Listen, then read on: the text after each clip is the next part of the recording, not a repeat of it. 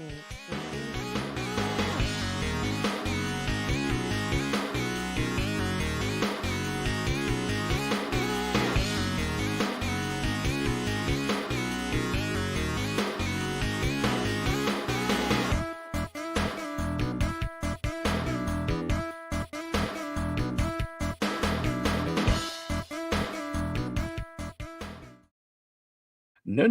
holds barred. Hello, everybody, and welcome to a Survivor Series post-show edition of No Holds Barred Wrestling Podcast.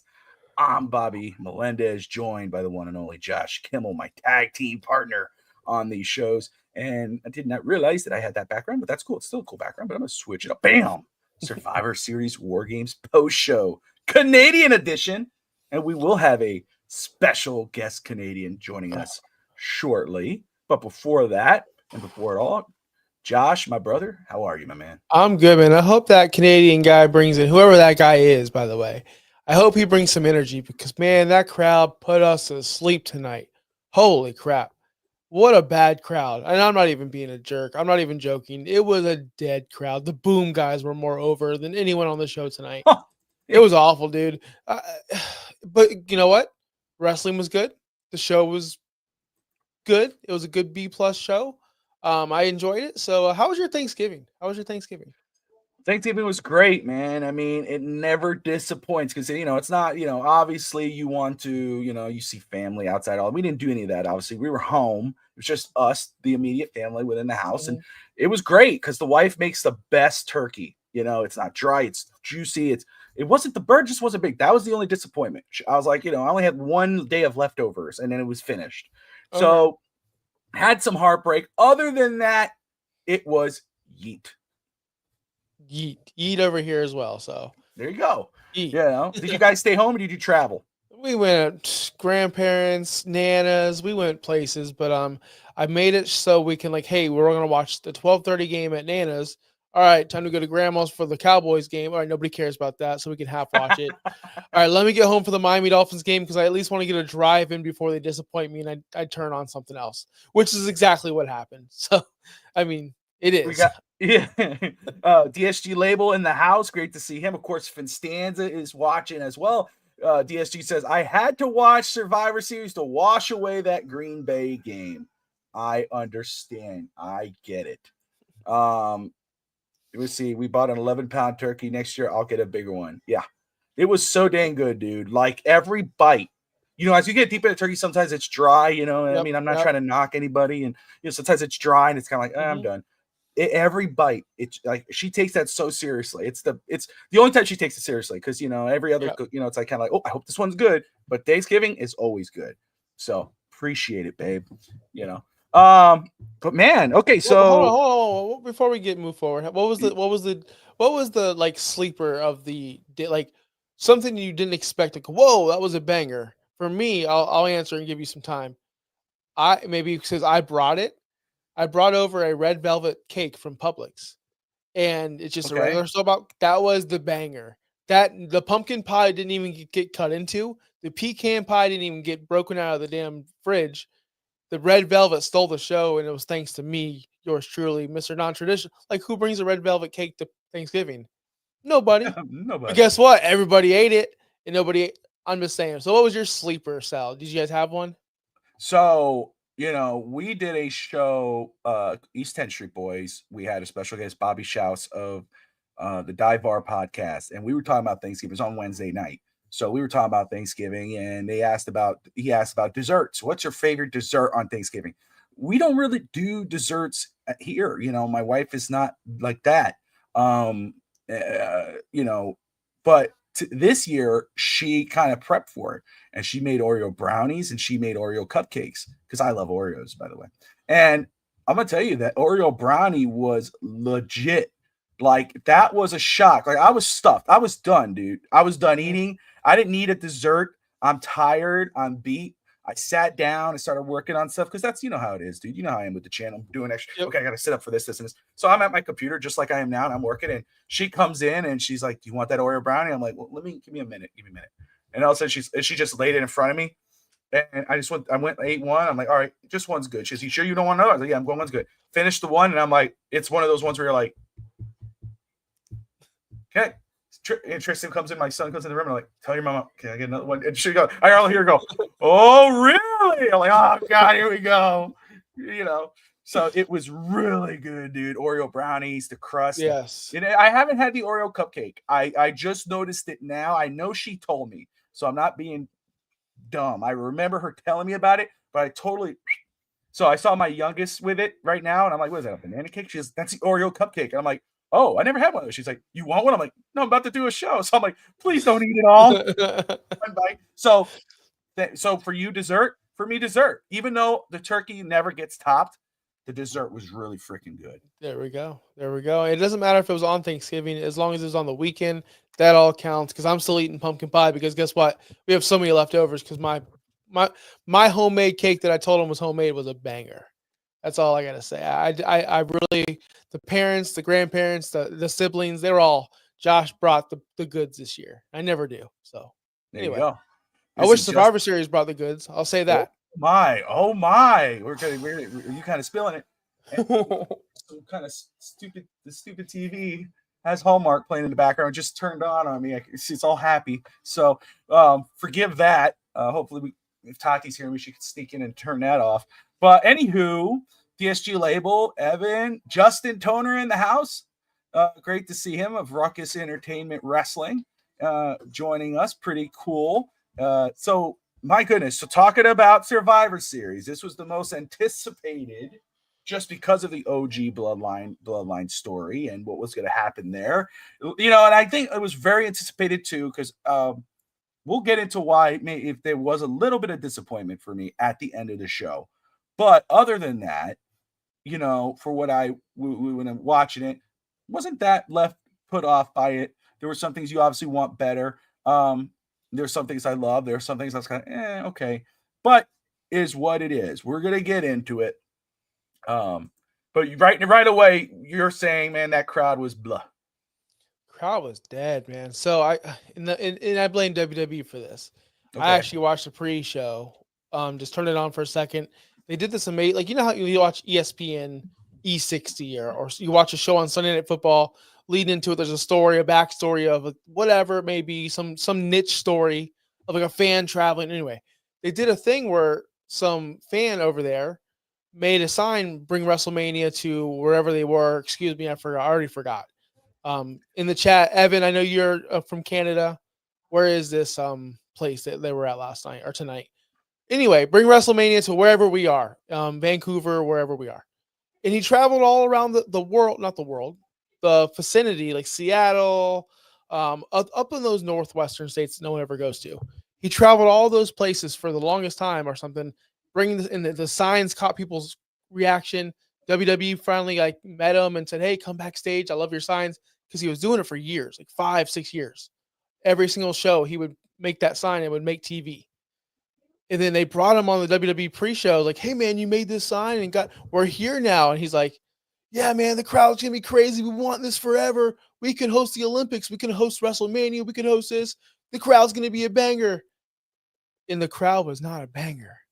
The crowd sat on their hands all night long. The crowd sucked. I could not get into the show because the crowd was so dead. It was beyond dead. Now, when they got hot, they were hot, right? At the very end of the match for Roman, the War Game stuff. But anything before that, man, you heard men catcalling women during the War Games match, and that is a fact. You heard the whistle. You heard it twice. Someone did a, and you heard it clear as day twice. You were hearing people scream sentences. You can make them out like you're watching AEW Dynamite. Do not tell me that you did not, Evan, and everyone else in the chat, because you did. That's how dead they were. And it took me out of the entire match. It took me out of the entire show. I'm going to give full disclosure. Again, I was not 100% today. I'm still kind of not. I'm okay, though. And so I took a nap. I went to bed really late last night, woke up very early. And so I took a nap, and I slept most through the women's War Games match. I heard my kids. Of course, my daughter was happy just that Rhea won. I saw the finish. The only what I read about it, so I'll give full disclosure. What I read about it, it was all over the place. That's what I read. That didn't look like they knew what the hell they were doing. They were missing spots. They were trying to figure spots on the dive. And again, this is not me saying that that's what I read. Only Josh could verify that, and those who tuned in at that match. Evan is saying that it was 3 p.m. their time, so that kind of makes sense. Justin said in the comments as well that the reason why that match was probably dead was because they rushed that match. There wasn't a real good story to it. There was no, and it makes sense. There was no investment in that match. It was basically the only thing that could save that match. And I will go back and watch it. The only thing that could save that match is if they went the AEW route. And I'm not being trying to be critical. They went the AEW route, and maybe they did. I'm not sure. You tell me. And it was a spot fest. Who could have the best spot? And so, from what I've read, I can't give it a pick, but what I've read and what I've seen from people online and what people are saying, it did not look like it wasn't a good match. People were disappointed in it. And that kind of sucks because of the talent that was in that ring. This should have been a Survivor Series traditional match. You don't need a Yes, War they Games got to match do that. One War Games, one Survivor Series style. That would have worked. because it didn't hold up to it. We all complained about the Hell in a Cell being watered down. Now we're going to water down War Games. This did not deem a War Games match, and I said that going into it. It was bound for failure. The only person in that match to me that was trying at all was Io. Io Sky was selling her ass off every time she took a bump, every time she got hit with a kendo stick, every time she got hit with anything. She was trying the hardest out of anyone. Nia Jax is a klutz. Anything she does looks miserable. Seriously, Bianca Belair, I love her so much. She's really good. But anytime you take her out of her comfort zone, which is just a 2.5 minute match on Raw, it looks rehearsed. She's thinking instead of doing. I love the girl, but man, she cannot do these kind of things. Bailey looked good. Like the match just was a bunch of people. Like imagine just taking 10, 12-year-olds and going, all right, go wrestle, have fun. And that's what it was. And it shouldn't be that way. I wouldn't want to skip. I don't want to skip. We're not going to skip through the show. But I will say, look at the difference between the first card on the match, War Games for the women, and then look at the Bloodline War Games match. And what's the difference between those two matches? There's a story involved, and there's multiple stories going on in that War Games match. There's the story between obviously the OG Bloodline and the current Bloodline, Roman Reigns and Solo, Roman Reigns and CM Punk, Roman Reigns, Paul Heyman, CM Punk. There's multiple stories going on in that match, and it's all a big payoff. And so it makes you more invested, and even the high spots meant something, where you're kind of like, whoa, compared to something like this, where, I understand like Justin's point of view is, hey, man, it's rushed. Where you are saying, damn, dude, it just didn't look like they were in their zone. That's what happened. That to me, a Survivor Series classical tag match, 4 or 5 women, whatever, elimination style would have been perfect for this, because then you don't really need all those extra spots. You just have a straight up good match, because it's basically a one-on-one with an interference here and an interference there. It becomes better. It's still Survivor Series. This is not Fall Brawl War Games. I'd love for War Games Fall Brawl to come back, just nostalgic reasons. But this is Survivor Series War Games. You can main event the show with War Games, start the show with a Survivor Series classic match. Do that, because this match would have been so much better had it been a Survivor Series match, because and for all the reasons you guys are saying. So, were you good with Team Rhea winning the match? Yeah, I mean, she had to, because Rhea needs to get the win without taking the belt. That's the only way to get her, Rhea to get the win without winning the belt. So that makes sense. Go ahead. Oh, I just want to shout out, man, Bobby from the Dive Bar Podcast, the Dive Bar Podcast in general. For Dolphin fans, guys, go check them out. Great guests throughout the offseason. They had Tyreek Hill on. They've had John Smith, and they're a friend of the channel. Bobby was with us on Wednesday, Josh, talking Dolphins and Thanksgiving turkey, spanking the turkey, filling the turkey, stuffing the turkey, excuse me. A lot of innuendos, but still we were just talking about the turkey itself. But it was a great show. So I'm glad he's tuning in, or he dropped in right now. Really cool. the IC match was stupid. We'll get to it. But anyway, we'll get to the next match, which again, this was one of the matches where, I was watching, I came in, I came out. I did catch the finish. Let me just say, this. I was asked about this. I forgot. Oh, Fitzstanza asked me. Evan asked me. Do you think that LA Knight will lose the title? Asked me earlier, and I said, LA Knight's obviously really hot right now in terms of the fandom and everything, but Nakamura's heel persona right now is fire. I mean, it would make a lot of sense. It wouldn't make sense for him to come back, make him look as strong as he's looked, or as with that whole entrance and everything, and then have him lose to LA Knight. You take him more seriously if you give him the belt. I didn't say all that to Evan. I said that I wouldn't be surprised if Nakamura won. And again, I don't hate that he won. I wish it would. I wish it was more of. It was a better match. I wish the finish was a little better. But I like that Nakamura won. And again, it doesn't make LA Knight look weak at all. They could have a trilogy or whatever. Hopefully, it's a better match coming up for them. But no, I'm cool with Nakamura winning. What do you think, man? Yeah, you needed him to win. I fully expected him to win. This is the third chance with Nakamura with this heel run where he got destroyed by Seth. Then he got destroyed by Cody. You can't have him get destroyed again, or no one's going to take him serious. Triple H is in this rebuild era, which no one's talking about right now. He's rebuilding all these guys that Vince buried, and the gals. By the way, you see Candice in the War Games match as well. Nakamura was one of those people that Vince said, you know what? I don't like him, so I'm going to bury him. And now Triple H has this hard task to get this man out of the grave and get him back into believing that he's a major heel. Bobby, are you going to believe that he's going to beat up any babyface if he just keeps losing match after match after match? No. After match? No, he needed to win this. This LA Knight is not going to take any kind of back step because he lost a match. It's fine. He got slammed on the metal plate. They're going to say that. And Nakamura won. Was it clean? Maybe, but he still used the metal plate on the middle, in the middle that separated the rings. So that does protect LA Knight just a tad bit. It's fine. Everyone is fine.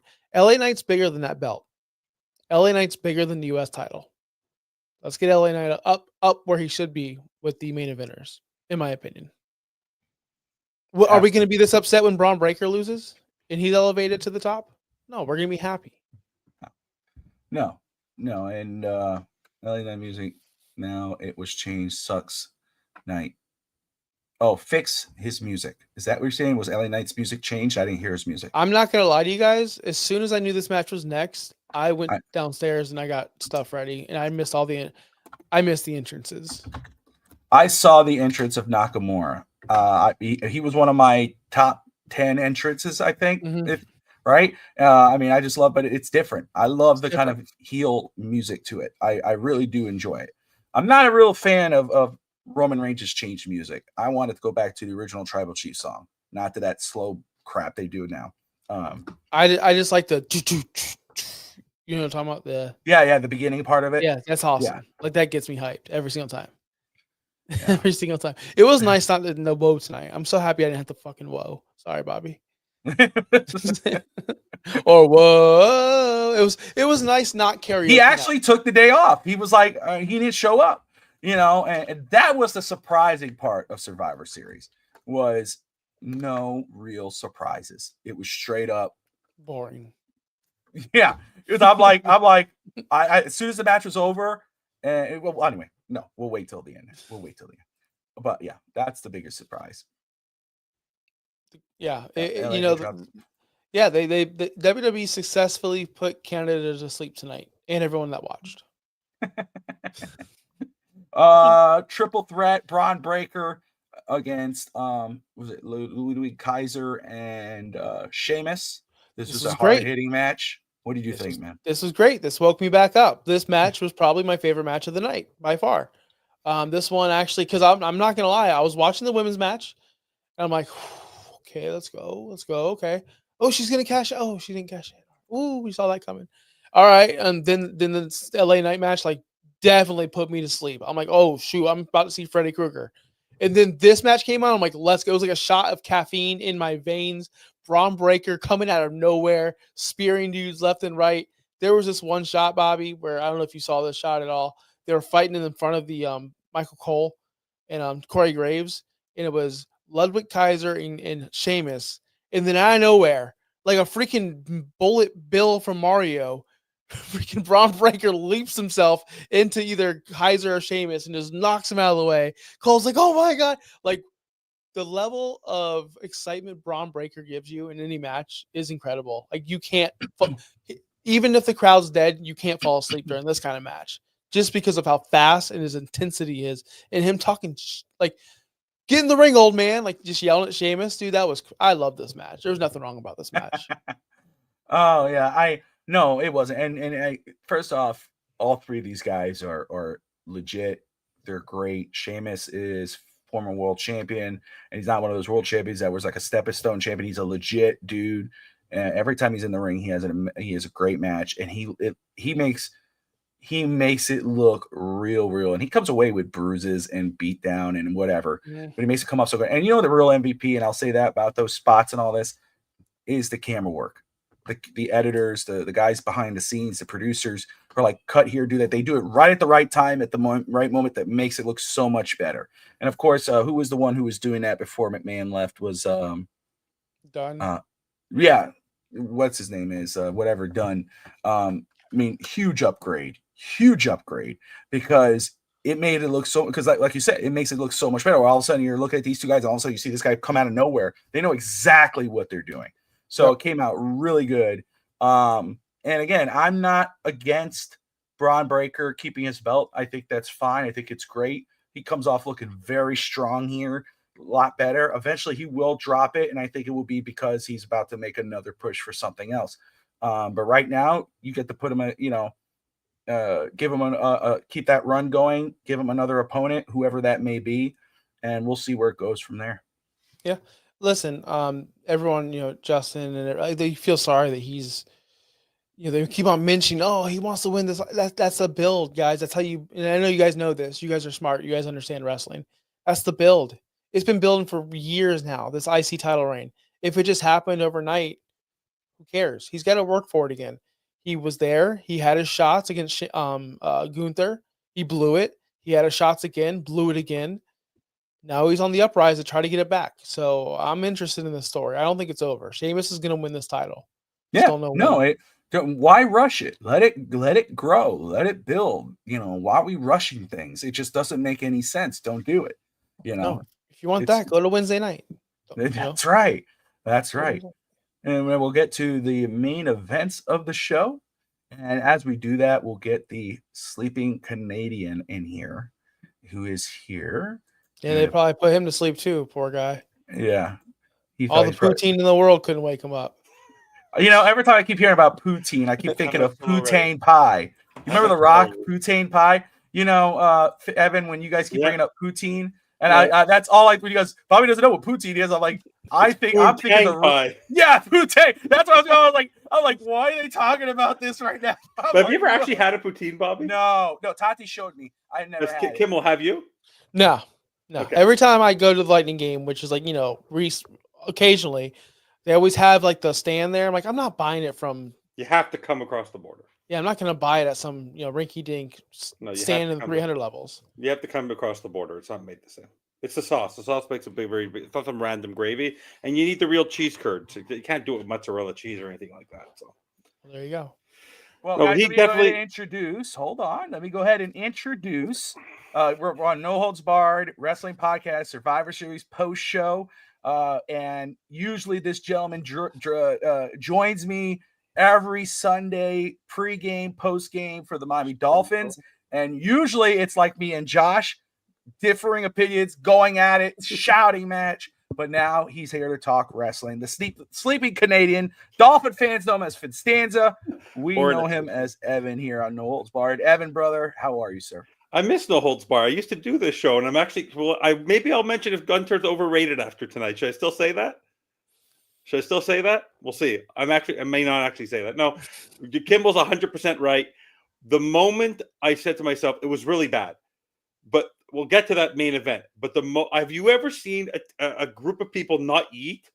You could go to the smallest town in Arkansas, and they're eating like crazy. The Vancouver fans, no one was doing it. Like the intro, they built that intro up because he was going in first, but no one was engaged in it.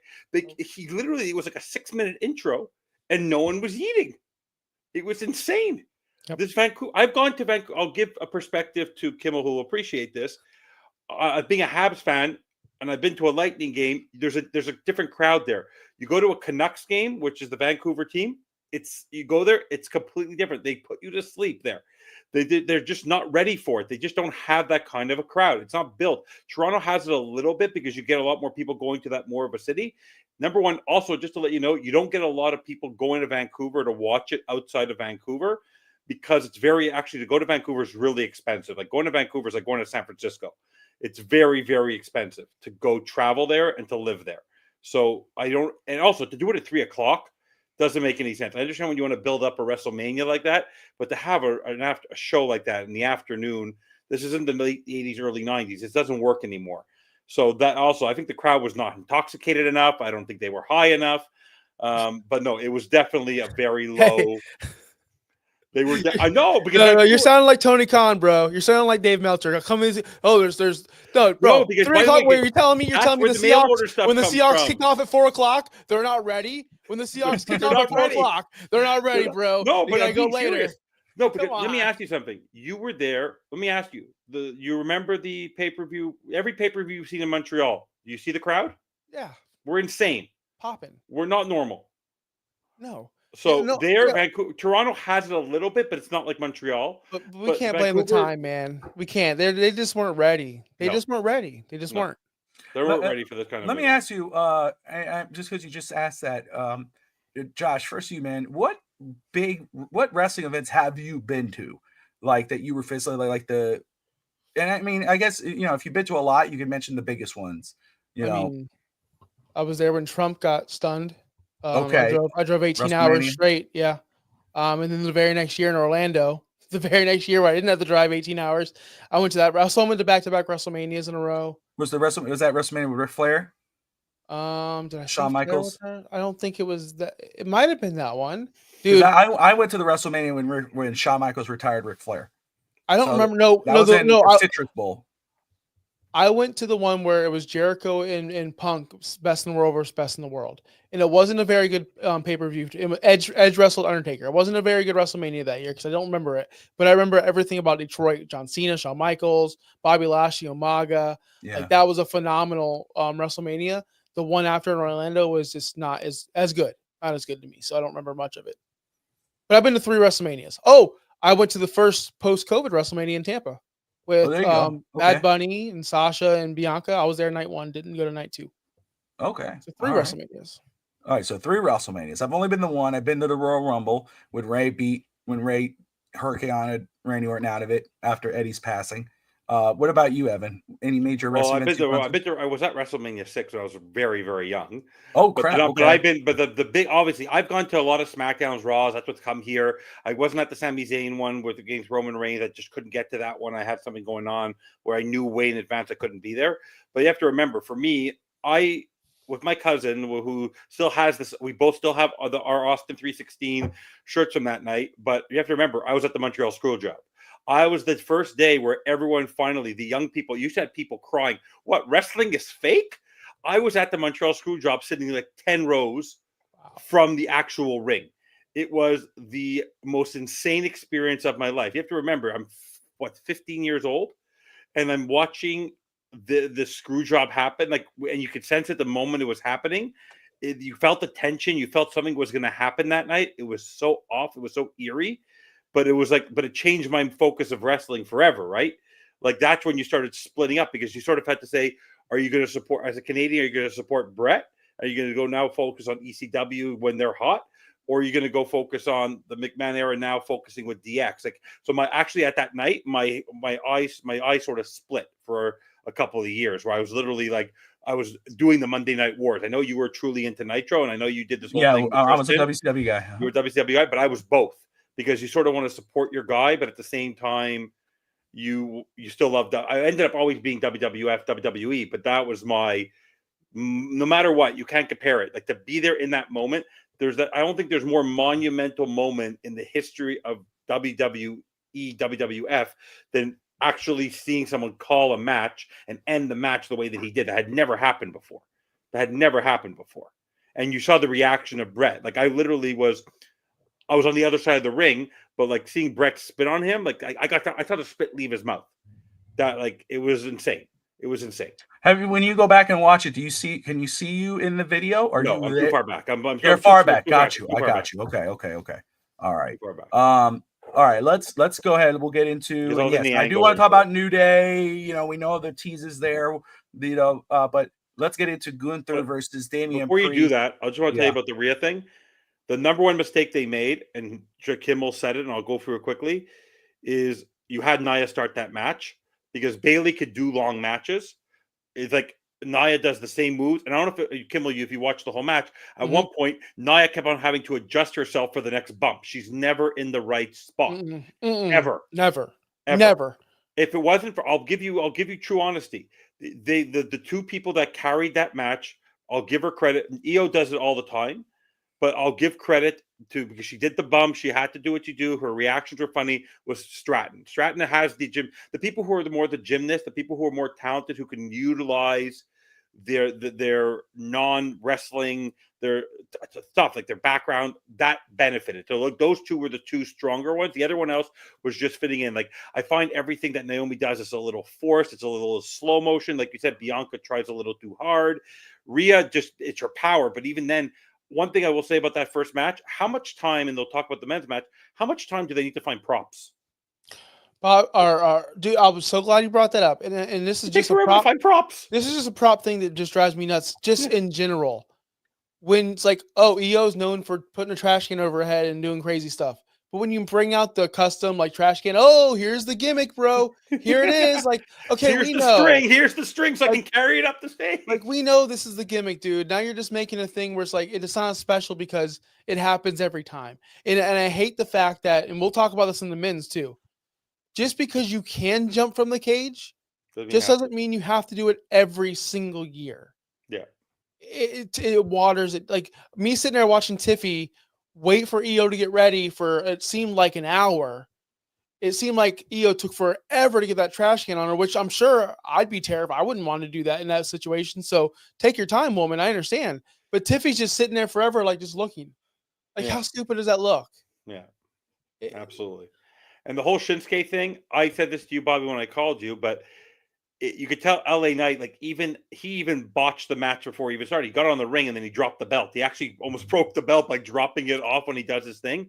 He seemed a little bit off. I know it's the plan, but he even seemed in the wrestling match. He seemed like there was no chemistry. I think the strategy at Nakamura worked, and I expected him to win the title. But like, even LA Knight, there was no chemistry between the two of them. It seemed like it was just not what it kind of made it seem like LA Knight, even though he doesn't need the title, was kind of like one of those people who was pissed off he was about to lose the title. Like, he wanted nothing to do with that match. Nothing to do with that match. Zero. I could picture him having an argument in the back saying, I'm not ready to drop the title yet. I've been trying so long. How do I drop it? Right? Like, I think, unlike with Jimmy, right? Like, Jimmy Uso doesn't need the title, but they gave him that experience of having that singles title because you're calling him main event and he's never won it before. Jay. Jay. He didn't have to keep it for long. Now, LA Knight, but he lost last night. He got crushed last night on SmackDown, but he was right back in it to the next day. LA Knight sort of has like that, doesn't let it affects him a little too much. I think that could be his character, but you could even see in the match he did not pick up from the strategy that Nakamura had. Nakamura was going to kill him. Like, you knew it just the way Nakamura came out. If it was American Nakamura, like the contemporary one, then it wouldn't have been great. This was like Nakamura to me, and I'm a fan of Nakamura, and I love the gimmick. I even love it when he's a face. It's cool. But the heel gimmick goes really well. I love when he speaks Japanese. I think it's perfect. But at the same time, you hit the kind of nail on the head when, in regards of their chemistry. Nakamura seems like a guy that he needs to wrestle the right guy every match. Like, if you just throw an opponent at him, it could come off as awkward. Like his AJ Styles match back at WrestleMania, I don't think was great. I didn't love it. He has to be, like you said, he has to be in the right moment. He has to have multiple matches. I think he has to fit to gain into it. Like even when he won the Royal Rumble, it didn't even feel like real. Like it did. He just has that. But if he has that eeriness to him, it works. The same way when you look at Asuka. Asuka's better when she was in NXT. She's a million times better when she was a heel in NXT than she was at WWE when she sort of became a little bit of a face. And she won. Like she was that eerie. The Japanese aspect of it seems. Like, remember Tajiri? Like, it was just like there's a part of them that has this eeriness about them that they can use their culture to actually make them more better heels. They're just better heels. They're not better faces. It just doesn't work, especially with their communication. Like when you look at I watched it briefly before it came on, like the post interview. When you're trying to interview Asuka or Kairi Sane or Io Sky, they're better as heels. They'll still get the pops because of their talent, but you want them to be eerie. They want them to talk in their native language. When they talk in English and they force it, it doesn't feel right. It just doesn't feel right. That's just me. Have you ever seen? This is a quick question. We'll move on. Have you ever get that off the screen, Bobby? Have you? Well, she's coming back in January. She'll be back at the Rumble. Yeah, I hope she gets drop kicked in the face. Anyway, I do think that. Have you guys? Have either of you seen? You see the yes or no? Nakamura's first ever match in NXT against Sami Zayn. Yes. The greatest match he's ever had. Yes, for sure. And it was so hard to overcome that. It was so hard to follow up that up because that was the best match he's ever had. He's never going to top that. Him and Sami tore down the house. It was probably the best match Sami's had since too. I think. I don't know if you've seen about NXT has always done but NXT original matches you look at they still talk about Bayley and Sasha going back there. Like it just a lot of these individual matches are just like they're really well done in NXT. Because you know what? It's focused on the wrestling. It's not focused on the spots. But it's focused on development. The wrestling. Right? It's focused on the wrestling, and at the same time, though, it's building the characters and the story. So you have that extra element where WWE is more entertainment. Obviously, now with Triple H, it's wrestling more too. But it's more entertainment where NXT is wrestling and you add in the story and building the characters. So you're going to have that extra element. But yeah, again, I get what you're saying. I mean, in regards of, LA Knight and, I just feel like maybe with Nakamura, it's just, he has to have the right opponent. He basically got squashed. It was a squash match, I found. It was like you knew what was going to happen. Charlotte Flair? She is biding her time to be the inaugural U.S. champion. I agree with Josh Kimmel, what he said last week. I think she will go there and she'll win it. Daddy, I need you to get Triple H, don't you mean I need that title. Don't you mean Intercontinental? Because Daddy, the tournament title. Let me ask you, because the U.S. title tournament is ending at Saturday night's main event. Yep.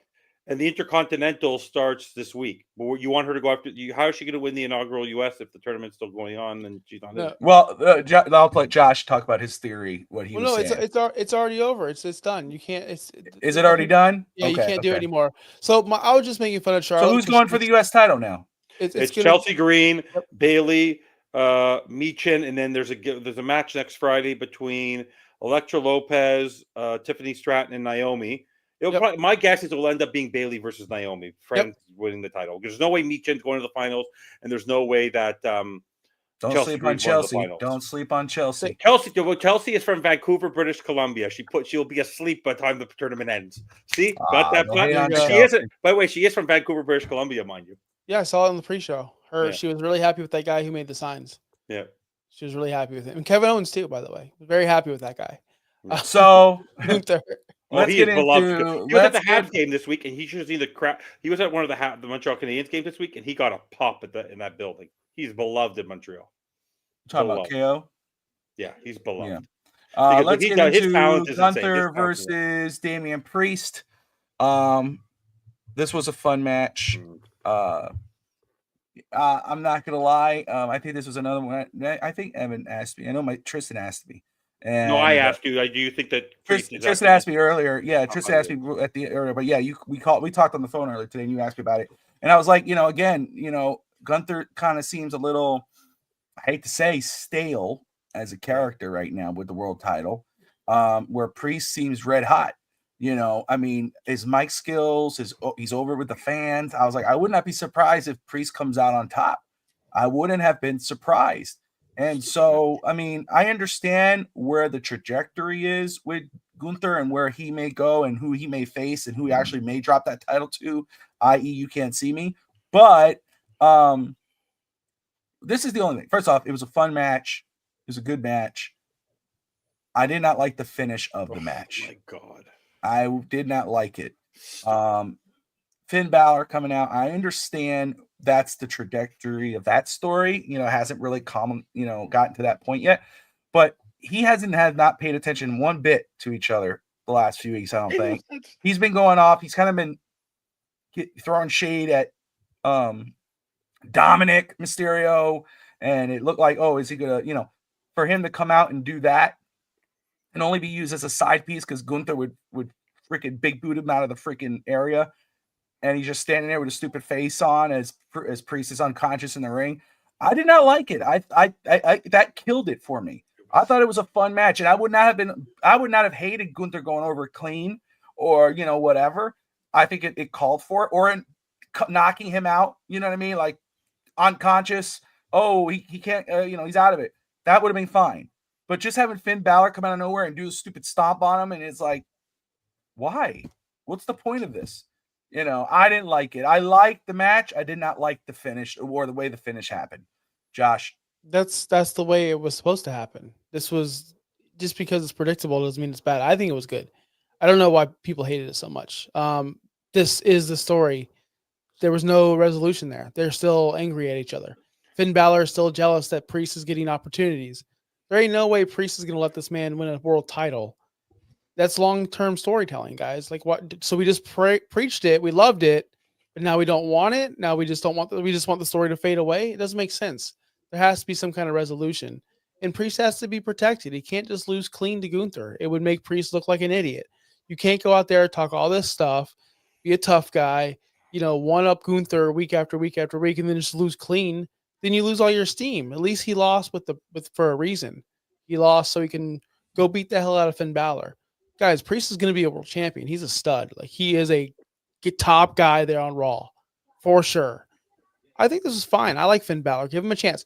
This is the beginning of the Judgment Day breaking apart for real, because they mentioned it on commentary. Oh, he's doing it by himself. The Judgment Day is not out here supporting him. He's going on doing his own thing. The Judgment Day is dissolving right in front of our eyes. There is no more Judgment Day. I don't think there is, at least. And Finn Balor is going out and doing his own thing. He's calling himself a leader now. He's doing whatever he wants. Guys, we need this match. We need Damian Priest to beat the hell out of Finn Balor. I'm okay with it. I'm okay. Why do you hate it? Oh, I don't hate the finish in terms of that. What I hate is the fact that I always made the joke that Gunther's overrated. I always used to make that joke and used to drive Alex Brown and Alfred crazy and everyone. Because he had the title for 1,000, God knows how many days with the UK title, and then he had the title run with the IC and this and that. And I always made the joke. The same way I rip on people, I troll. But basically, you're basically saying he's had the title for 119 days, and he's really never won on a pay-per-view clean.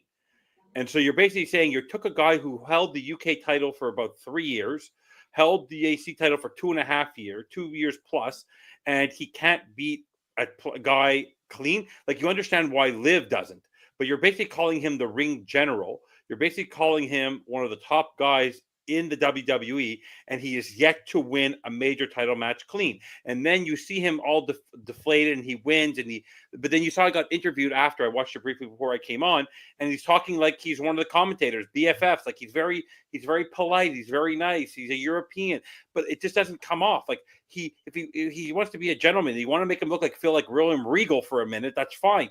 But but it just doesn't feel right. Like, I understand that the title. I don't think that Damian Priest should have won. Yes, it's still running. That's gonna be the joke forever, Bobby. Yeah, you're stuck, bro. It doesn't bother me though. By the way, at least I give people content, right?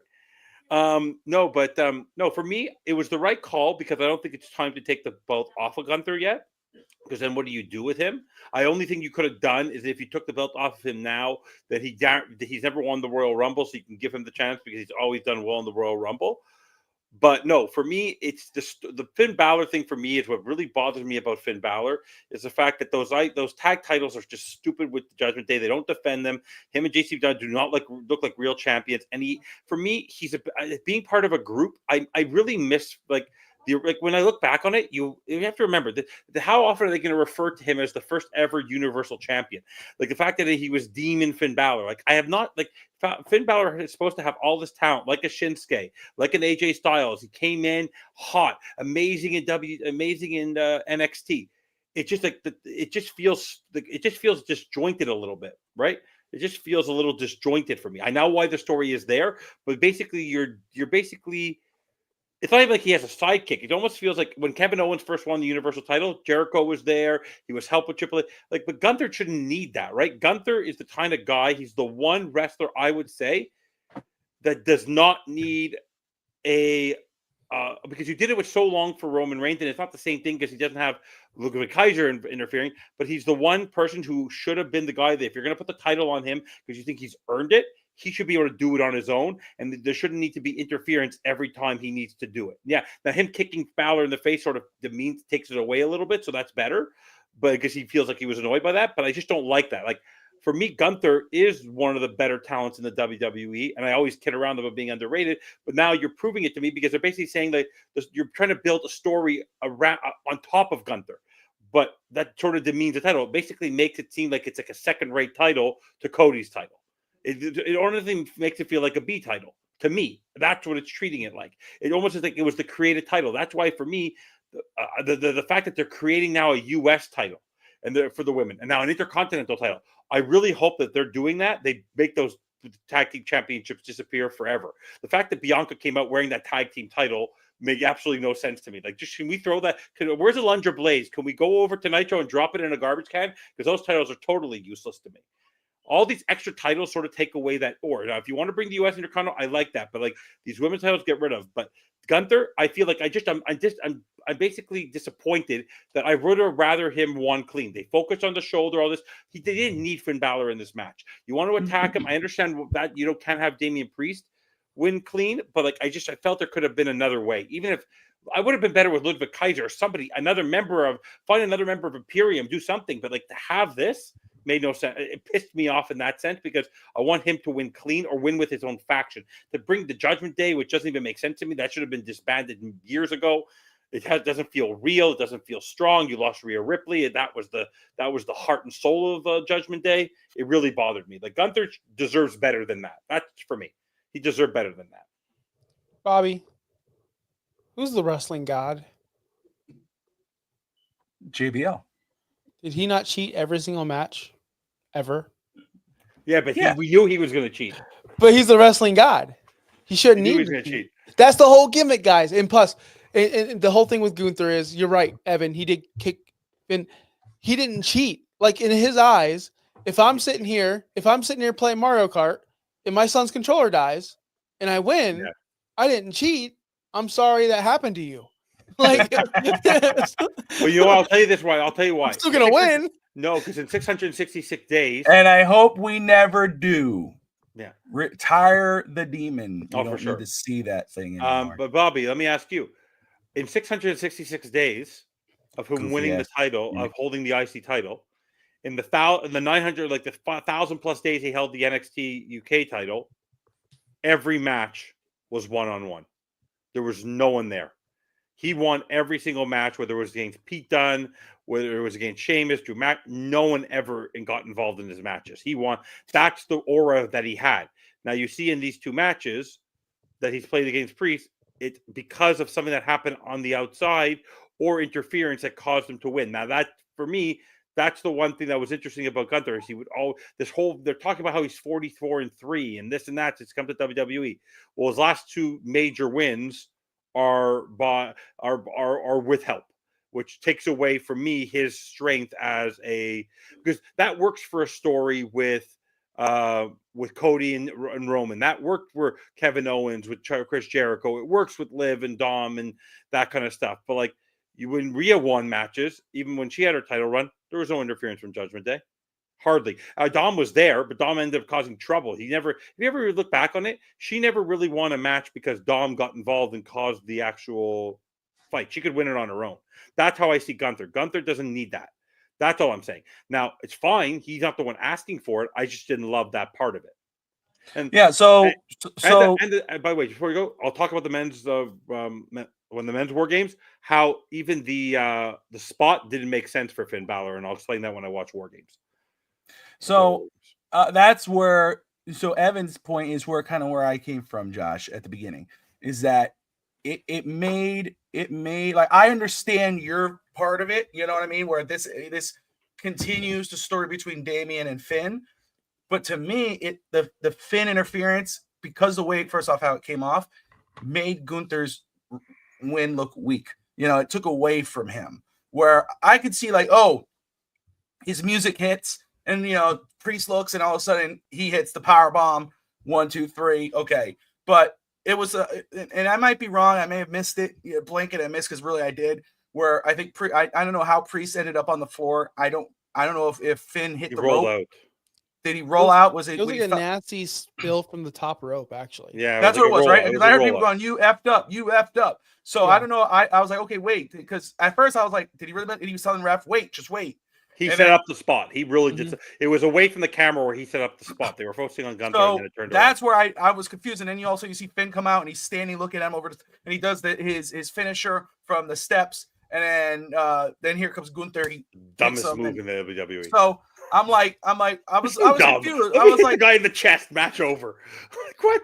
It's I'm gonna put a thumb in your. That does nothing. Are you kidding me? I'd rather get this. I'd rather get this than that shit's gonna hurt like it. 160-pound man stepping on me. He's still 160 pounds. 160 pounds. That tsunami scares me to death. By the way, I think my ground shake. Oh, dude, the Bronson Reed. We're gonna get into that, but that dude, I give him all. That dude is legit. If Finn Balor goes solo, then I can see Demon maybe coming back, dude. Again. Yes, Demon. Well, they screwed up Demon because he lost a match. Who did he lose to? Did he lose to Bray Wyatt? Who did he lose Demon when who was the match? He lost as soon as he came out. As soon as he comes out, that's when he loses. Comes he won one match as Demon, right? Really? The Demon rules, Bobby. Oh God, dude. It worked in NXT. It worked when he won W. It would have worked had he not gotten injured after winning the Universal title, but then after that, it got messed. He lost to Roman as the Demon. Yeah, the turnbuckle spot. Yeah, remember the turnbuckle spot? Nobody ever figured out what happened there. Me and Justin are Team Demon. They just put a video out of Priest attacking Finn Balor in the back, and JD and Carlito come in to help. There you go. I'm gonna watch the. So yeah, that's what I love about WWE right now. Right? Is that this is what I love about WWE right now, is that after the shows they put these social media clips out that continues the story. It's not like it's done. You have to pay attention to the social media accounts to see what's up. But anyway, so yeah, obviously they're continuing the story with Finn and Damian. It's to be a WrestleMania payoff, more than sure. Gunther continues his reign as the WWE World's Heavyweight Champion. And then we move on. Hey, look at CM Punk. The main event of the evening. Kimmel, you must have loved CM Punk tonight. He was doing the Vancouver. Yeah, he was. He was doing the Vancouver. He put him on a sleep himself. OG Bloodline taking on Bloodline 2.0. There's a lot. Again, we were talking about this earlier. There were a lot of storylines in this match. Well, because what's going on with Roman and CM Punk? How are they going to get along? The OG Bloodline with Roman Reigns, Paul Heyman and CM Punk and Roman Reigns, and you got Solo and company. This match was a whole lot better than the women's War Games match, 1,000 times better. And I really did enjoy it. I like the little teases here and there. I like how Roman blocked CM Punk from leaving. And then Roman's about to leave, and then all of a sudden CM Punk goes, "Excuse me," and walks out. I was like, those little teases. And finally, Paul telling him when Roman gets in the ring and they're looking at each other, Paul comes out and he's like, "Get the War Games!" And he goes, "And the War Games!" And then the match starts. They screwed that up, eh? Because they said it took them a while to figure out that they said War Games have started, and then like Michael Cole said that, and then they go, "Wait, they're going to split up now." War Games is starting. Like now, the War Games. My favorite part of the entire match is the very, very beginning. All right, now the match is not going to start until ding, ding, ding. Well, I guess the match has started. And Graves is like, "No, that's just them to start the clock." Let's start the clock. Yeah, I can't ring the bell. But no, I really did. I just straight out, we could get into the nitpicking stuff. But as a fan watching this, I was invested. I enjoyed it. My goodness, Jacob Fatu and Bronson Reed, for their size to do the things that they do is freaking ridiculous. Bronson Reed, I'd say this to my kids, like, watching him in that match, I'm like, that dude is special. He is freaking, like Jacob Fatu, obviously, we know that on the mic, in the ring, we know what it is. But Bronson Reed, I mean, what I love too about Bronson Reed with Solo's Bloodline is that he's going like this with them. He's totally on par with them compared to the OG Bloodline, where you kind of see like a little bit of fractures here until the end of the match when they finally united. But Jacob Fatu and Bronson Reed, 1,000 flowers. They're so freaking good. It is so cool to watch, because when you watch these guys like Bronson Reed, other wrestlers who are like that, and they come off, they're pushed as strong and big, scary, whatever. And you kind of like, are they though? Like, you kind of want to get them off your TV. Bronson Reed's not that dude. Bronson Reed is legitimately a badass, great performer, and all that. Justin says Bronson got injured off that dive off the top from the cage. And somebody broke a toe. Also. And Jimmy broke a toe. That's what I heard. He broke a toe off the top. That spot, he broke his toe. So just to give you, before you talk about the match, just to give a shout out, I look back and I watch Bronson Reed and I go to myself, this is me watching as a kid. Bobby, you were a little younger, and Kimmel, I won't insult your age. I'm sure you're younger than me too. Then I have a greater appreciation of look back of how amazing, when you look back, how good Bam Bam Bigelow was back in the day. Oh, Bam Bam, man. How he did what he used to be able to do cartwheels in the ring. The guy used to do the headbutt and the flips and the moonsaults. And this was back in the 80s. This is back in the 80s and 90s, where you were not as skilled. You did not have the support. You did not have the performance center. Bam Bam today would be insane. He'd be sick. Insane. Like to have a guy that size doing what he was doing back in that day without any of the performance stuff they have now is absolutely incredible. So shout out to someone like him, who never got the appreciation he probably ever did, because you had big guys like the people who were big like him were big boss man, people like that who could never do what he did. It was absolutely incredible, the athleticism that Bam Bam Bigelow had back in the day. It was incredible. And you look at you look at Bronson, someone like Bronson Reed, and they're it's easy to be that big and you're a powerhouse. Somebody goes to clothesline you just stand there, power bomb or power slam, 1, 2, 3, it's over. Bronson is like, no, I'm gonna do the extra stuff. Jacob Fatu, I'm gonna do the extra stuff. Jacob Fatu, again, even though he's a little smaller than Bronson, obviously, his athleticism is ridiculous. And I don't know if he legitimately hurt his knee on that spot. It did look like it. He always hurts his knee on that spot. I know he always that same thing, but if he did, and for him to finish the way he did was pretty freaking cool. So just very quick, and then we'll get into nitpicking. I enjoyed the match. It was fun. I love the story. I love the spear from CM Punk to CM Punk, and then of course the how CM Punk saves Roman from Bronson Reed, and then and it was so cool. And then just the way it ended, the ending. I was waiting for that music. I was like, something's going to go down. It has to go down. That's where the disappointment came in, where I was like, damn, no one, like not The Rock. We talked about Seth, but that I don't care about that. To me, that was fine. I thought it was crazy. But I thought The Rock's music was going to hit. I think that would have been a great way to finish the show. And then maybe Rock, like as they're doing this little thing here like this. Rock's too busy doing Moana too. Listen, remember, Rock comes out. Hold on. Rock comes out. Music hits. Rock walks past them, goes into the ring.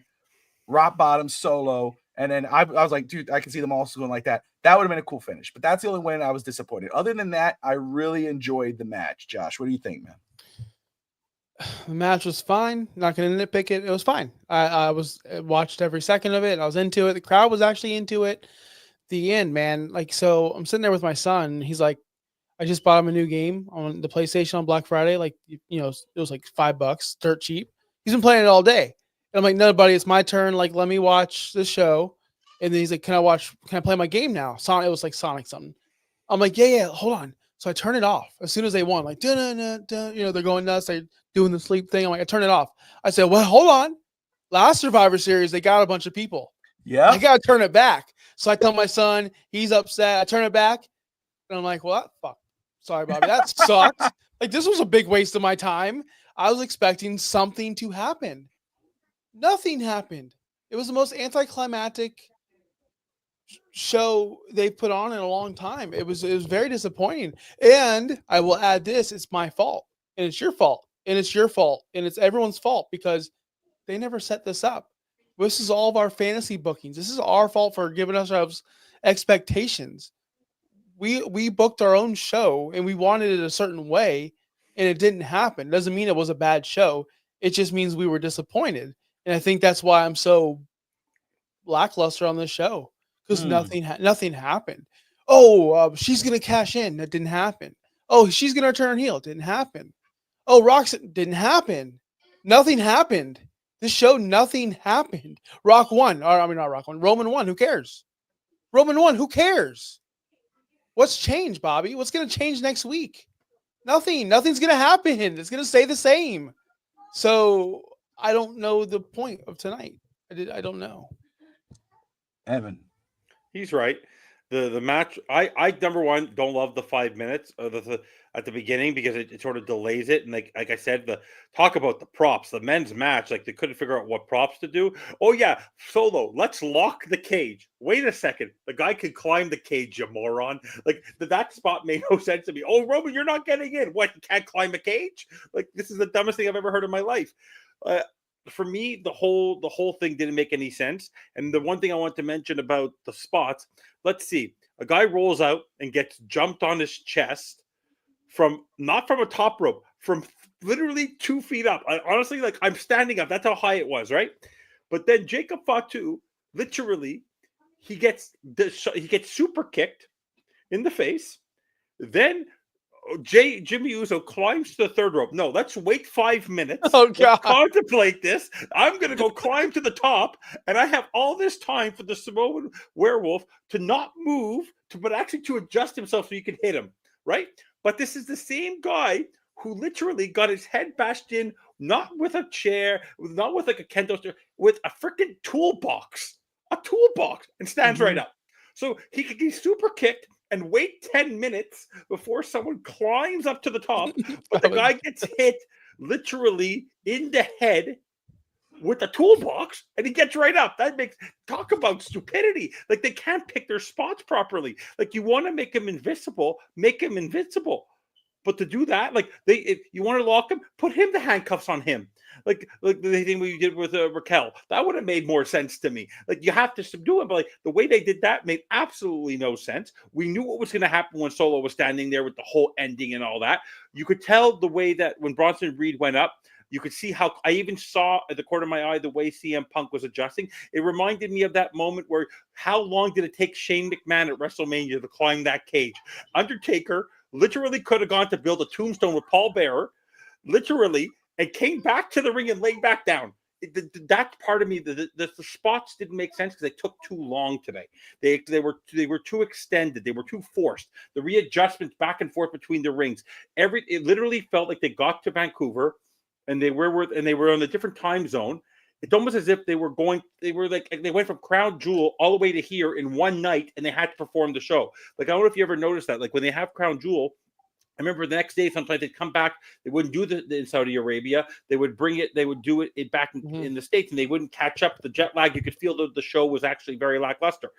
It felt literally that they never prepared for this match, and everything looked forced, and everything looked.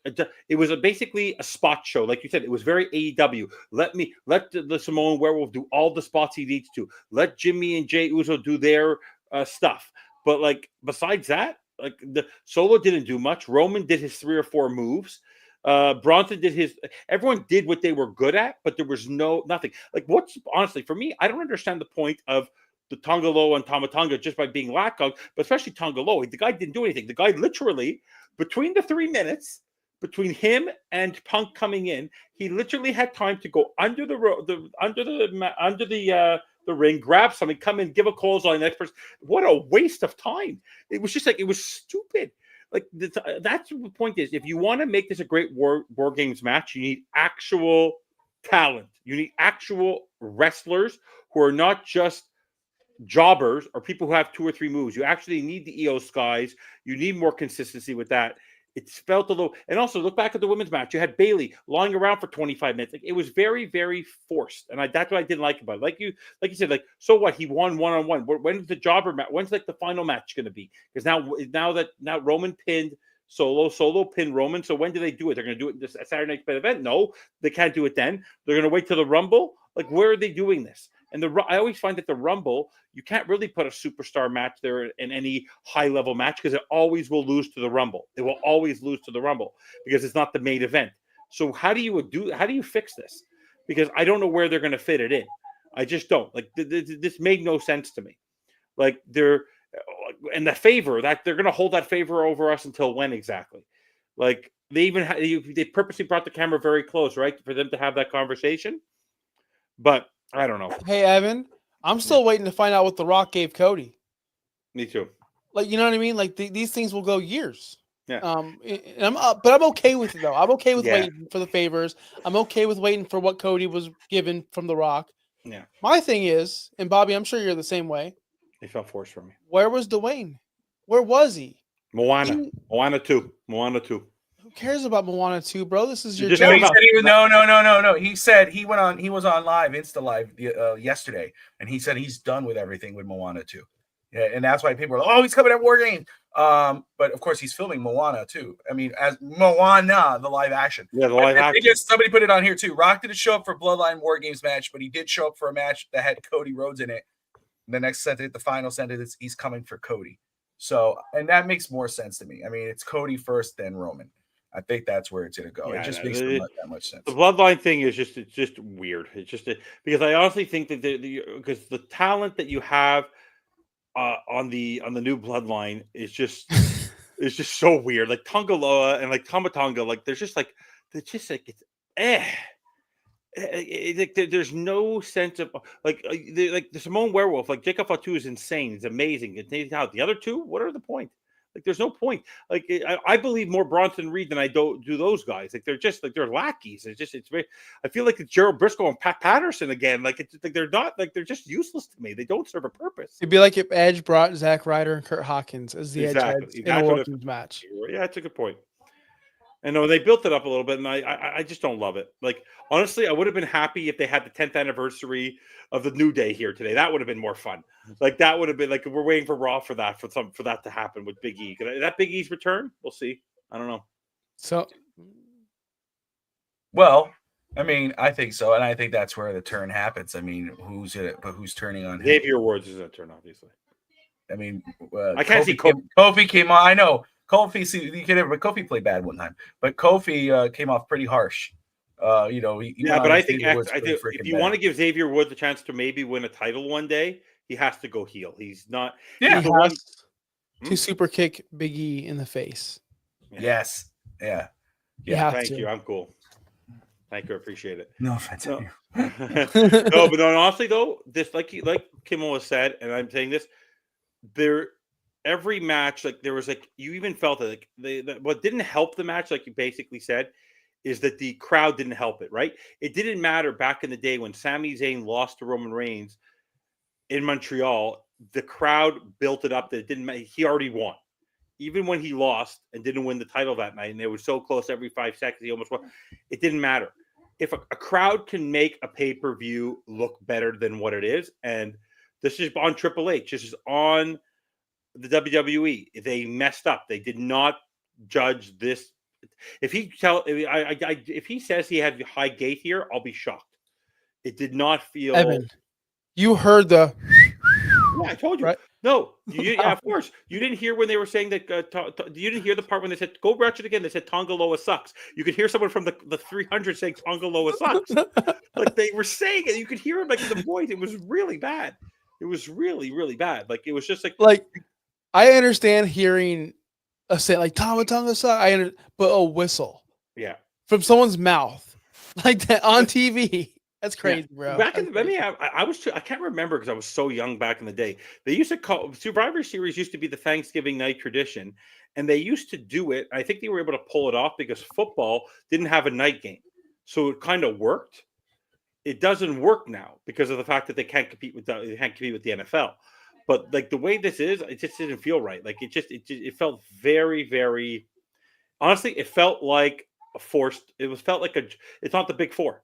Like I think with the crown jewel, the way they build all these, like literally, like it's WrestleMania, it's SummerSlam, and it's the Rumble. Those are like honestly, like it's like it doesn't even matter anymore because I miss the old, like, let this be for something. Like even go back to when you had the match versus title, something like that, which you did a crown jewel. But like it's just like there was no point to this. This was like I would have been better watching an episode of NXT on Tuesday. Like honestly, like that would have had more. I would have been more fun watching literally freaking Roxanne Perez and God knows who, and Stephanie Voltaire and God knows who, like, and Juliana. Like honestly, like they would have been better.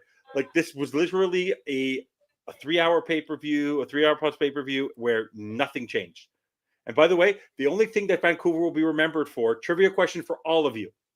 No title has ever changed hands in Vancouver till tonight, ever. They've had any event, and trust me, it will be the last title ever to change in Vancouver because they ain't ever going back to Vancouver. Highest arena gate in Canadian history for WWE. They did say that. I heard that. Lie. It's a lie. I heard it though. Michael Cole said highest gate. Everything's the greatest gate.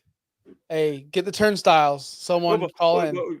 Kimmel, you're a season ticket holder of hockey. Every time you go to, they say it's a sellout at the Bell Center this year. The Canadians suck. Half the seats are empty. It's a sellout because because tickets were sold. So what?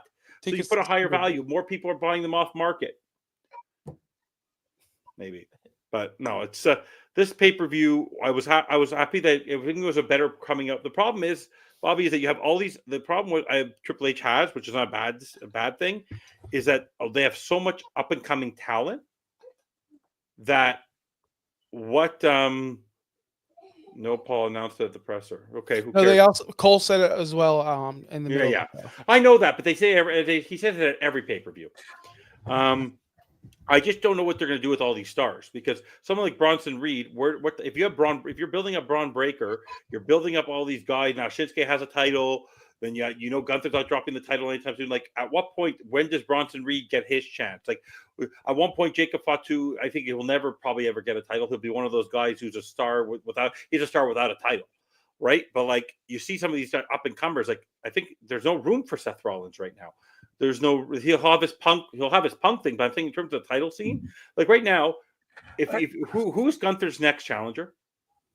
Who's his next challenger? John Cena. Mm-hmm. At Rumble. At Rumble, right? John Cena.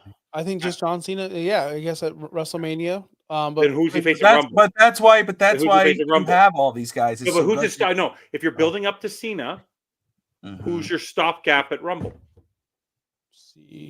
Cody has plenty, and Kevin Owens has plenty. That SmackDown has plenty. But who's Gunther now? No, you're right. They don't have. No, you're right. They don't have a real strong presence of a babyface over there. Like you're not wrong. The strongest babyface over there is Damian Priest. Other than that, they can't do that again. But Bobby, like he's making a good point. But they gotta build someone up. They gotta I don't know what they do. Triple H likes doing these triple threat matches and number one contender matches. Like they'll have a plan. They're not going to do nothing, but the real big feud is going to be Cena. We all know this. It's going to happen. Yes, I agree with you. It's the right thing to do. They just don't have Cody could build it for another couple months with Kevin Owens, and they can keep going. And he has plenty of people on SmackDown who are going to be eyeing his title, but they have no one for Gunther right now. I think it's CM Punk. I think we get Punk and Gunther at the Rumble. And what's the favorite? What do you? Okay. I think Seth messes it up. Yeah, there you go. That could work. But they can build that up for the next 8 weeks. CM Punk already called him out. CM Punk called him out already. No, but can they do that for the next almost 8 weeks? Can they really drag that on for 8 weeks? CM Punk drew it out with Drew, not even being on TV and being. I know, but what can Gunther do for 8 weeks? Like he's gonna be bored. The guy's already dry as can be. Dude, anything CM Punk touches, which I think you haven't been on the show in a long time. Yeah, I'm the biggest. Sure. I'm the biggest fan of all time, by the way. I bought his T-shirt. I'm a bigger fan of his wife. I'm a bigger fan of his wife. I do think that. No, me too. I think Punk will be the next person. I think that might be the favor. Like, hey, Punk, or hey, Heyman, get me a title shot against Gunther. I don't know what it may be, but I think that's the next thing. Yeah. And Seth doesn't like it, and Seth screws him over, and that's how we get Seth and CM Punk. Yeah, but Seth is like, but the whole Seth and Bronson thing is not done yet, which is even more weird. Like, there's so much. That's why there's a lot to just break out. The thing is, I think when they go back to when they go to Netflix, are they staying at 2 hours or are they going back to 3? Because now they're going back to 3, right? Because Netflix, I noticed now with Raw, it's so rushed now. Like 3 was bad at one point because they didn't have the right stories. Now with so many stories going on, 2 is too quick. 2 is too quick with the amount of talent the amount of stories they're trying to tell on Raw right now. They don't have enough. And now they're saying when it goes to Netflix, they're now not going to care about brands anymore. I don't know how that's going to work. It's going to be very discombobulated. And they're trying to fit all these stories. And like, if I see one more story about Tommaso Ciampa fighting with Johnny Gargano, I want to vomit. Like, it's just like get this guy out of here. Get him out. Get him out. Like I've had enough of this. You're not gonna just. You're not gonna just. You're not gonna just Ciampa over here. I'm teasing you. Wow. The guy has had his anger moments. I'm just teasing you. Wow. I'm teasing you. I'm just bugging you. I'm giving you shit. I'm giving you shit. I know. It's fine. Oh yeah, but how are they gonna do that? They're gonna bring Becky back, and then they're gonna bring Charlotte back. Like that. I guess that's why they're trying to build. They're trying to build all these titles up. And at what point do you now? If Cargill's actually injured, when do you announce who hurt her? Like, this is the same Fitzstanza. Well, it's actually just Evan here because but this is the same Evan I did with a post game. It's never just the moment. It's not just enjoy what's happened now. It's but what are they gonna do 5 months from now? Right? Was I right? Oh God. Was I right? Are we now here? But Bobby, can we just take a moment? Because I'm proud of you, Bobby. You moved out of the state of Florida. I feel bad for all of our friends who live in the state of Florida who have to now, on every time they turn on the channel, they have we can avoid it. They have to see the insufferable Mike McDaniel and Mario Cristobal. Because you want to know what? Mario Cristobal basically saved a week of hell for Mike McDaniel. Because talk about a moronic head coach. We could talk about that I'm going to be there on Tuesday night when they have that show with Brad and Caneswear. Because honestly, that was the dumbest coaching decision. That was worse than Eberflus on Thursday. What he did. Are you going to be on Caneswear? I'll watch it. Oh, okay. I can produce it if you want. Honestly, I've never seen that. Did you watch the game, by the way? No, I'd like I said. That was the worst play call. You have the worst defense in college football, and you don't go for it on 4th down because you're relying on your defense. Are you insane? And you blow a 21-point lead? I digress. Okay. Get back to wrestling. I just wanted to put it out there. I feel bad for people in the state of Florida. But I'm just saying, when you hear this, when Fitzsanza's going after all these loose ends, that just you got to let it time to burn out. Well, who's going to face Gunther? Who's going to do this? And what's going to happen here? What about this guy 2 months from now? It's because Survivor Series, I'm sure, because it sort of goes off what Kimmel was saying. Yeah. Nothing happened tonight. You could have built something there. You could have had someone attack Priest who wasn't what do you call it? Who wasn't Finn Balor, and you could have had but then you would have been like, build up. Oh my God, Goldberg. Yeah. Oh, he already said, it's going to happen. So it's probably Goldberg. There you go, Goldberg. That's right. He's the retirement match. So that match is going to end in 35 seconds. Gunther can't do a 35-second match. I hope. But Gunther's never done a 35-second match. All right, Evan, I'm going to ask you this. because we're about an hour and 20 in. It is 11 That's o'clock. For me. Hold on. It is stuff for Josh. It is for me. Hold on. I have to be up super Bobby early texted me at 9. He had a gall to text me at 9:30 at night last night, knowing he knows me. I'm dead asleep by then. Well, I figured you'd get it after, later. Josh, Bobby once was shocked I joined 8th 10th Street Boys because it was 9:30 on a Wednesday night, and he thought I'd be sleeping by then. Oh, I'm sleeping by then. Because you're always complaining. I'm younger than you. I know that. Anyway, what was the question? Anyway, I want to do this. I do want to do this because that we have Evan here, and we first off up to 80 people watching, close to 80 people now. It's at 79. It's going up there. Twitter, Facebook, YouTube, everybody tune in. We appreciate you all watching the Survivor Series post show, the War Games post show, No Holds Barred Wrestling Podcast. Evan is joining us with me and Josh. But Evan, we never got your opinion on this, and we're gonna get it very quick because this is something for me, and because I know he did this on Real Talk Wrestling. So now that you're here, I want to throw these up here, and because Josh and I did our fantasy legends draft. Okay, so I picked Nitro as a brand, he picked Dynamite. So I'm gonna throw our brands up here, and I want you to kind of go over them, and then I want you to tell us who you thought won that. For let me throw out the rules very quick. Each gem we had 30 picks. It was a snake draft format. every pro wrestling legend's available, and we said, modern day legends who you consider a modern day legend, they must be identified by era or year, and will be used to book fantasy shows on future episodes. We have yet to do one. We will do one, but we got a lot of content, so we'll come back to it. But Josh had the first overall pick, so I'm going to roll with his draft first, and then here it is. Booyah. Oh. So his first pick was, well, I'll let him say it. You go ahead, Josh. Sure. I got to blow up my screen. Chris Jericho. Number one pick of all time, Lionheart, Chris Jericho. Radar Superstar Edge, Yes Movement, Daniel Bryan, NWO, Scott Hall, and Kevin Nash. The Cyborg herself, Charlotte Flair, whichever, I guess, whatever. Notice that the one he hates the most was his first women's wrestler that he drafted. Just want to throw that out there. Someone else that don't like shit he talks. The man Becky Lynch, WCW version of Rey Mysterio, the Legend Killer RKO, Randy Orton. OTC Roman Reigns, Mankind, that era of the Attitude Era, Jeff and Max, I need tag teams, Team Extreme, Triple H, the game version, Nikki Bella, right, Rack Attack version, Bailey the Hugger, Scott Steiner, Big Papa Pump, Kenny Omega, the Belt Collector.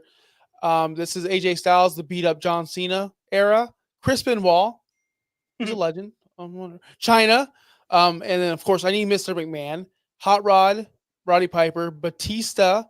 I forgot what era. It was the era of the aggression, ruthless aggression era. Ruthless aggression. Hacksaw Jim Duggan because someone said I looked like him one time. Lex Luger. Someone did say that. Wow. Yeah.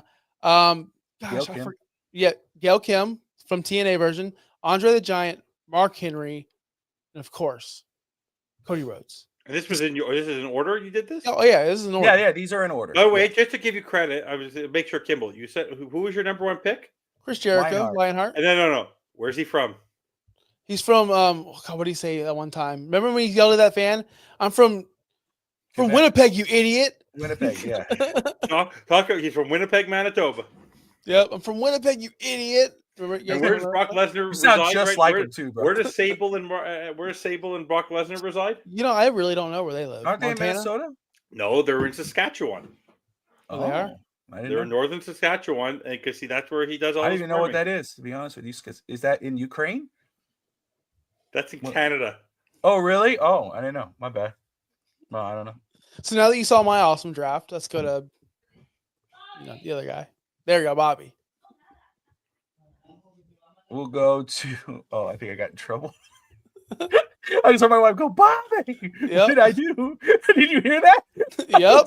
It scared the shit out of me. Oh, hold on a second. That scared the hell out of me. Why? Oh my God! What? Oh my God! What? No, I just heard Tati said, Bobby. I'm like, oh, shoot, I think I got in trouble. Anyway. By the way, Bobby, let me ask you something. Did you seriously think that Saskatchewan was in Ukraine or something? No. You knew it was in Canada, right? If you don't know where Saskatchewan is, Bobby. Yes, I literally lived upstate. You could look up.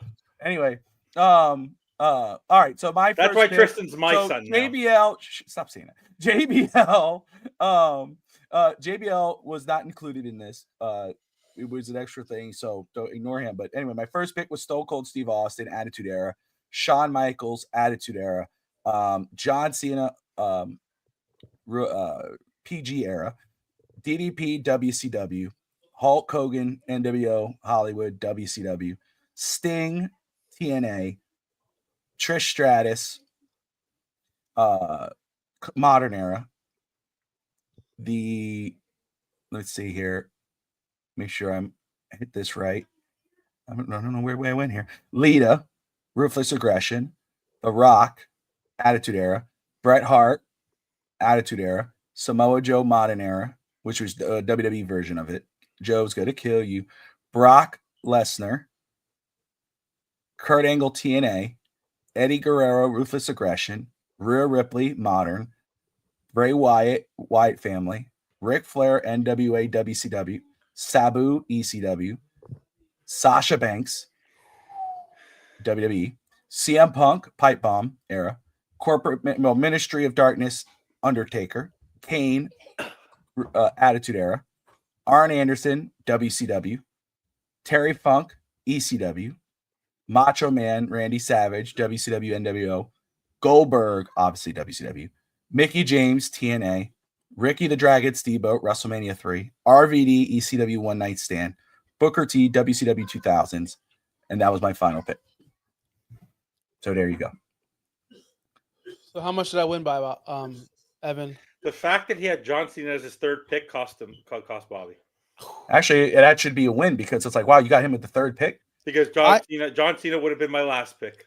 I thought you were going to go Mark after Bret Hart. I'm like, oh gosh, I forgot he got Bret Hart. And you said Sabu? And did you actually like Sabu? Honestly, you put Booker T on there? Honestly? Come on.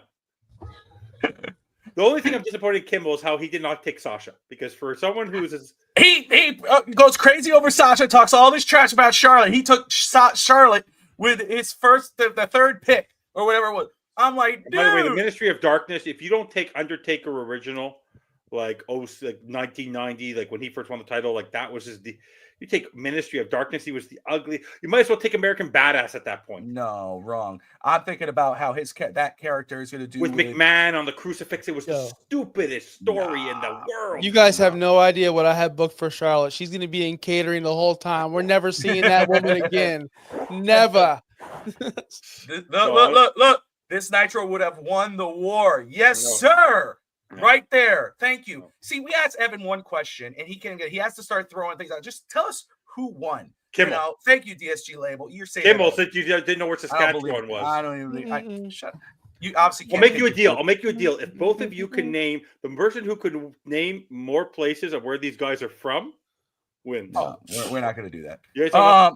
I think still do that. Like, well, they talk. I love how still to this day they still talk about who cares that Seth Rollins is from Davenport, Iowa. I don't really care that he's from Davenport. Oh Iowa. My gosh! I know we're getting out of here, Bobby. Yeah. The cheesiest thing I saw all night was the fake NFL Jimmy Uso. I saw that. I'm like, what is that? That's the corniest thing. WWE never do it again. That was it. That was Key and Peele, by the way. Go watch Key and Peele, the comedians. They do it really funny. Oh. Go watch theirs. But did you see? I would say Tonga. No, when he goes, he goes Tonga from University. Oh my God! No, don't ever do it again. Look, man, that dude's funny, dude. He makes me laugh. Like that dude's crazy, man. He was. You see him doing the cage, like when he walked around. Yeah, the cage, it was great, around like a dog. His brother. I don't know. His brother's the. It's. I feel for him. He's just like that poor dude. Anyway, I'm surprised none of you had Macho Man. Not even once. I did have Macho Man. Very late in the draft. So still got him. I remember. You know how? Listen. Where was Mr. Goldberg? Perfect? Hold on. Where was Kurt Hennig? You see Goldberg in that garbage can over there? And look behind Kimmel.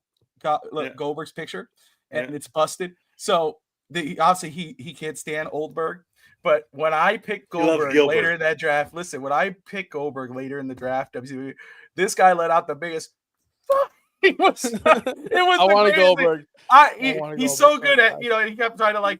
Yeah, man. So what are you gonna do here? And I'm like, Goldberg with motherfucker. It was so good. The only thing that was tough. Every time I hear Chris Benoit's name, I get upset. Yeah. For everything he's done, like he was such a good wrestler, and the way it ended, it was just like, oh my God. Of course. Tragic. It's the same thing with Dino Bravo. Like even me, like that's why. So when Josh goes, I'm gonna roll with Chris Benoit. I was like this. I go. Yeah, I was like, I'm like, am I allowed to do that? He's like, yeah. I'm like, okay. Well, it's the same way. He follows up with Vince McMahon. Wait, whoa. No, but this is sad when even you hear Eddie Guerrero's name and you hear like it's tough. Like I know it's all for different reasons. Of course. I would have been giving you guys props if you would have done I would have been better off if you would have taken American Dream versus American Nightmare. Just for what he's done. We talked about it. We left a lot of guys. We only had 30 picks. And the way we did it, and that's why I understood what Josh said later, especially with McMahon, was you're thinking about what type of storylines can you do, what kind of tag teams can you do, so that's how I rolled with it. And I was like, okay, if I'm gonna roll with Hollywood Hogan and then Stone Cold Steve Austin Attitude Era, Bret Hart Attitude Era, Shawn Michaels, I'm like, who's gonna fit that better? And I'm going, okay, Attitude Era, Corporate Ministry, Undertaker. I was like, that's his dark thing. I think he could roll with it. And he got Kane right after that. I was like, that's how we did the draft. And so Yeah, it's yeah. interesting how we did it. So anyway, it was fun. And I look forward to kind of building matches, put cards with that, and then seeing what everybody thinks. But anywho, it's about that time. We're about an hour and a half in. Survivor Series. What grade would you give it, Evan? Very quick grade, brother. This? Survivor Series, yeah. I won't be that harsh because I don't want to fail it. C-. Okay, all right. Because I'll give credit to the people who had the good. Like I like the Nakamura entrance and the style that he wrestled with. I like how Io Sky stood out. I like how Jacob Fatu did his role. I like the power match with Gunther was good. Like the spots in different parts of the matches were decent, but it was by far one of the worst. It was definitely the worst. You wanted out of 10 or you wanted a letter grade? Which one did you want? No, letter grade was good. Letter grade was good. C-. Okay. I give it it's about a 5.5, 6 out of 10. Okay. B-. B-. That's where I'm at. The wrestling was good. The wrestling was still good. The performers performed. It's not their fault. They did their job. They did their script. We can't hold that against But them. I'm looking at the whole show. I know the whole show. I know the crowd was like the crowd was dead, but we can't control the crowd. You're right though, Evan. But B-. Could because they could build it up where even if you bring out like the fact that you brought out like for example, I think what also messed it up. I know you guys want to go, is you want to live up Roman Reigns, right? Roman Reigns is the OTC, but he comes out fourth because you want like the women. They actually brought them to the cages here.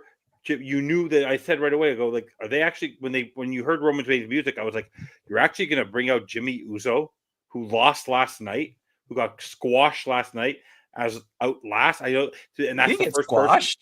No, he didn't get squashed. You knew he was going to lose that match. Yeah, but he didn't get squashed. Oh yeah, he got destroyed on the outside. You knew what was about to happen. It was an easy match, and it makes sense for him to come out last because he was going to be in the ring first. But they didn't do that for the women's match. It don't matter. Women's match was nobody watched that one. We were all watching. I did. You were asleep. I did. Yeah, that's why. I didn't go. Oh, I got to see this match. I wanted to see the Roman Reigns. He thought he was in Vancouver. He's taking a nap. Well, we'll have supper now. So but I agree with Josh. I understand Evan's point. I think that's fair. C-. I'm at a B-. That's where I stand on it. I'm looking forward more to Saturday night's main event. I'll put it. Saturday main event's going to be good. It's just the arena there. You guys don't know, but that arena. There's a reason why the Islanders left that arena. That arena is decrepit. Where they're doing, I know they're doing it because that's where the first Saturday night's main event was. The Nassau Coliseum. That's where the Islanders used to play. Then the Islanders had to go move to Brooklyn because it wasn't a usable arena anymore. And then I'm sure they're doing a lot of extra effort to get it ready for Saturday night's main event. Yeah, we're looking forward to that. We're definitely that music is awesome. But anyway, that's Josh Kimmel. I'm Bobby Melendez, and then Evan joining us for a special episode for our Survivor Series recap post-show episode. We appreciate you all tuning in. We'll be back next Saturday night at 8 p.m. Eastern time. We appreciate you. And good night. Yes, I knew it wasn't really Ukraine. Tati, calm down. All right. Peace.